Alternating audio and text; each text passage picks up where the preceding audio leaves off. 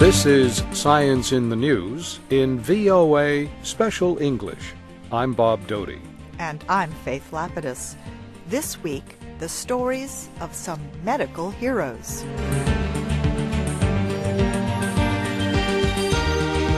At the start of the 20th century, the United States Army had a yellow fever commission. The Army wanted medical experts to study yellow fever and find a way to stop the disease. One team went to Cuba to test the idea that mosquitoes spread yellow fever. The team was led by Walter Reed, the Army doctor and scientist noted for his work on infectious diseases. In August of 1900, the researchers began to raise mosquitoes and infect them with the virus. 9 of the Americans let the infected insects bite them. Nothing happened. Then 2 more let the mosquitoes bite them. Both men developed yellow fever. A doctor named Jesse William Lazier recognized that the mosquitoes that bit the last 2 men had been older than the others. Dr. Lazier proved that mosquitoes did carry yellow fever. Dr. Lazier himself was also bitten. No one is sure how it happened. He said it happened accidentally as he treated others. But some people said he placed the mosquito on his arm as part of the experiment. Medical historians say he may have reported the bite as an accident so his family would not be denied money from his life insurance policy. Jesse Lazier died of yellow fever. His death shocked the others on the team in Cuba, but they continued their work. More people let themselves be bitten by mosquitoes. Others were injected with blood from victims of yellow fever. Some people in this test group developed the disease, but all recovered to full health. Members of the team praised the work by Jesse Lazier. They called it a sacrifice to research that led the way to one of the greatest medical discoveries of the century. The research answered the question of how yellow fever was spread. Now the question was how to protect people. The researchers had a theory.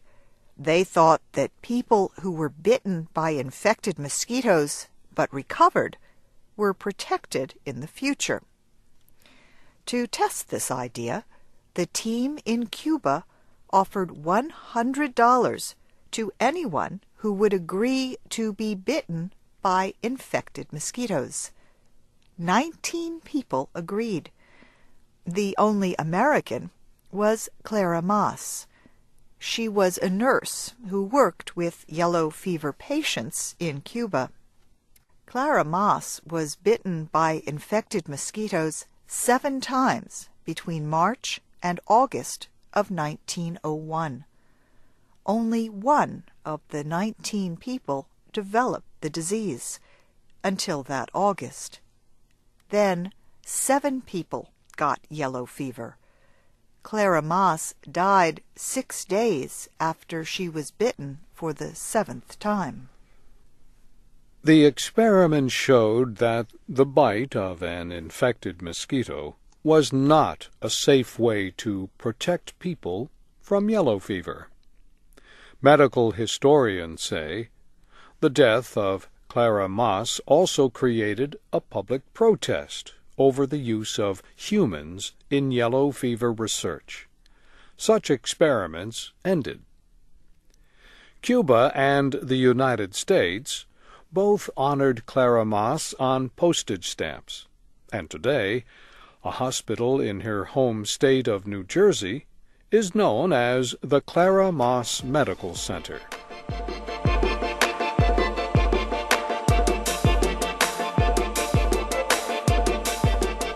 Joseph Goldberger was a doctor for the United States Public Health Service.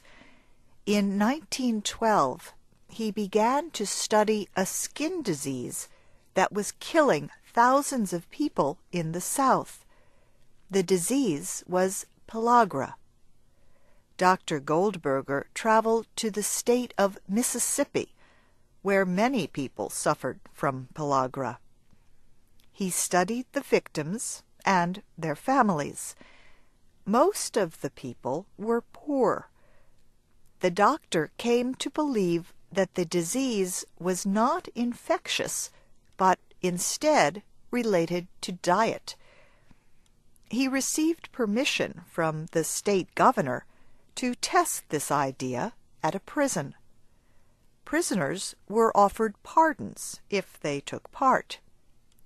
One group of prisoners received their usual foods, mostly corn products.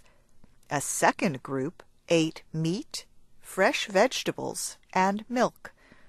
Members of the first group developed pellagra. The second group did not. But some medical researchers refused to accept that a poor diet caused pellagra. For the South, pellagra was more than simply a medical problem. There were other issues involved, including Southern pride. So Dr. Goldberger had himself injected with blood from a person with pellagra. He also took liquid from the nose and throat of a pellagra patient and put them into his own nose and throat. He even swallowed pills that contained skin from pellagra patients. An assistant also took part in the experiments. So did Dr. Goldberger's wife. None of them got sick. Later, the doctor discovered that a small amount of dried brewer's yeast each day could prevent pellagra. Joseph Goldberger died of cancer in 1929. He was 55 years old. Several years later, researchers discovered the exact cause of pellagra, a lack of the B vitamin known as niacin.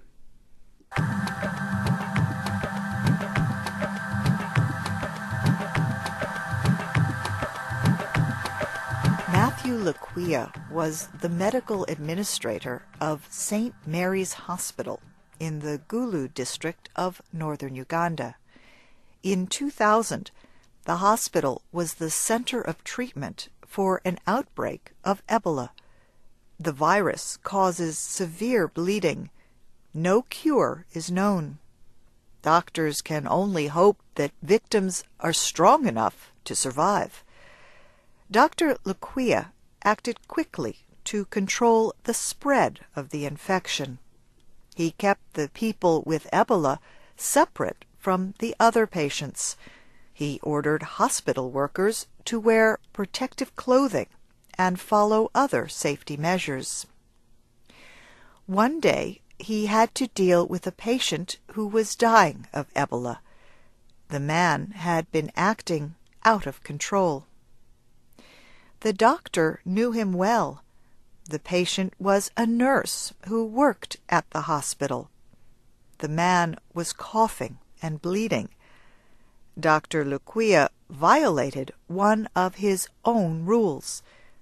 He wore no protection over his eyes. Matthew Laquia died from the virus in December of 2000. He was 42 years old. Ugandans mourned his death. He was an important influence in the community. Experts say his work during the outbreak helped stop the Ebola virus from spreading out of control.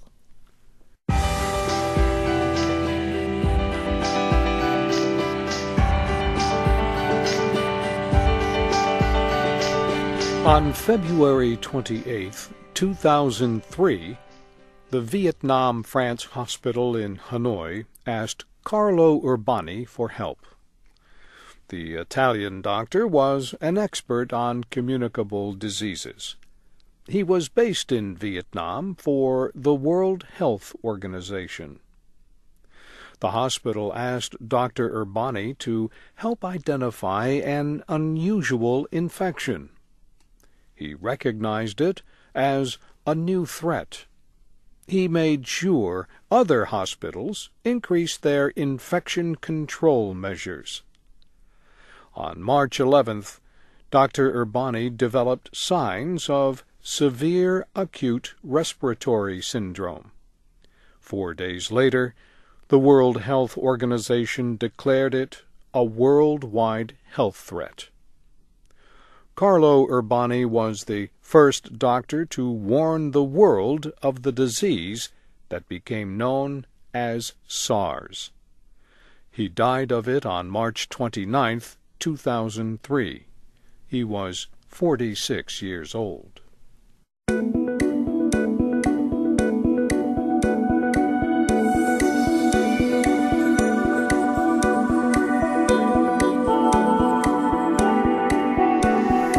Our final medical hero is molecular biologist Anita Roberts.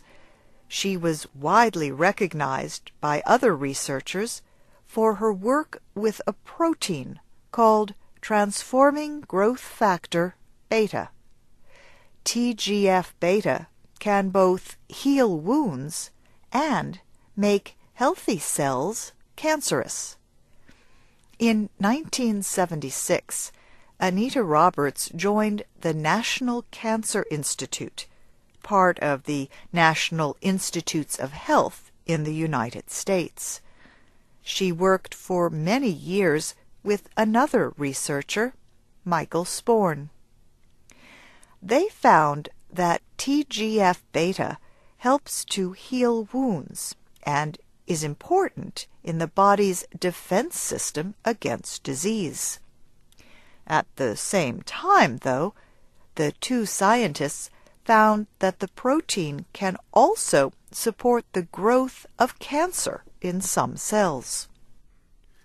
Between 1983 and 2002, Anita Roberts published more than 340 research papers. Many other scientists gave credit to her published work.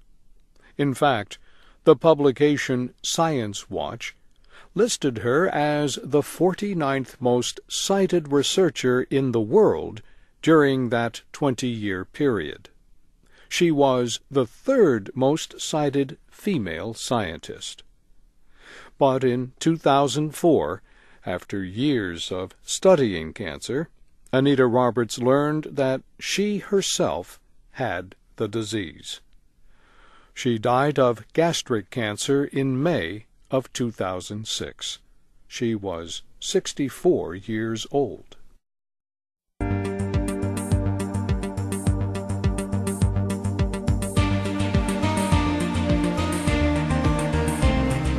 Our program was written by Nancy Steinbach and George Groh. Brianna Blake was our producer. I'm Faith Lapidus. And I'm Bob Doty.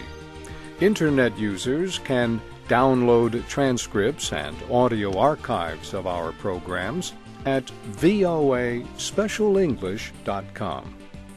And we hope you join us again next week for more news about science in Special English on the Voice of America.